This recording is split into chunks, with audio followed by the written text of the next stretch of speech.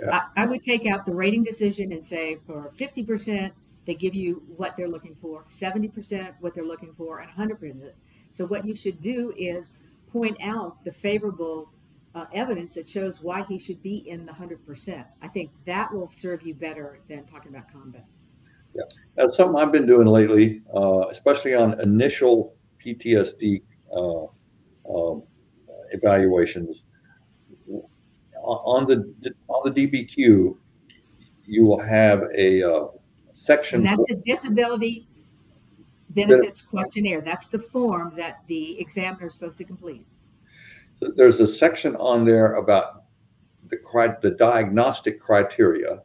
Okay, and there's another section there about the rating criteria. All right, now put those aside for a second. There's another section that parrots the rating schedule, the first Yes. sentence of each section of the rating schedule. That is the section that the examiner is going to look at. Yes. If the examiner marks the section that's commensurate with, say, a 50% rating, I almost guarantee you that's what the rater is going to give, a 50% rating, because that's the section the examiner marked. And that's probably as far as the rater is going to go. Whether you've got private evidence showing it's worse or not, they're probably not going to look at that, at least not the first line raters. Right? It's just the world we live in today with VA. But what I've been seeing a lot lately is when you look at the diagnostic criteria, which has a lot of the same symptoms as the rating criteria, you'll see for diagnostic purposes, all three-quarters of the things may be checked off, that the vet's in pretty bad shape. But then for rating criteria, maybe only a quarter of the things are checked off, but they basically say the same thing. Right? In other words, the criteria for diagnosis and the criteria for rating are very, very similar, if not the same in some circumstances.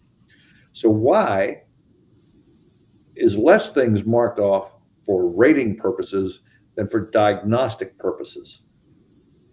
That's it's a good question. And I've seen some that were night and day different. So it looked like diagnosis, this guy's in bad shape. So what do you do? How do you use that effectively? I've been appealing those to the board with the arguments that you should not have such a digression between the criteria for rating purposes as compared to diagnostic purposes, all in the same examination by the same examiner. It makes it look like, at least on its face, that yeah, you're looking at the diagnostic criteria and marking things that make this vet seem pretty disabled. But then when it comes to listing the rating criteria, you're just doing a couple of things to make sure that, especially if you've lowballed the rating, like a Yes. 30% or a 10%, it makes it look like you're lowballing the rating. Yeah. Which And, they are.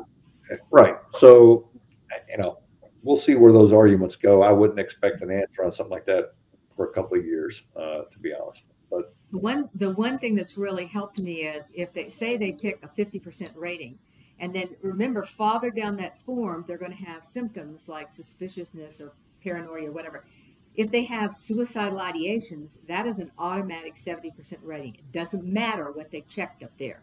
So in several cases, I've gone back and said they said he was suicidal. This is an automatic 70%. This is error. And they have immediately changed those. So you also need to look at what's checked down at the bottom as symptoms, because that may fit you into a better rating that they, like Kerry said, have lowball John.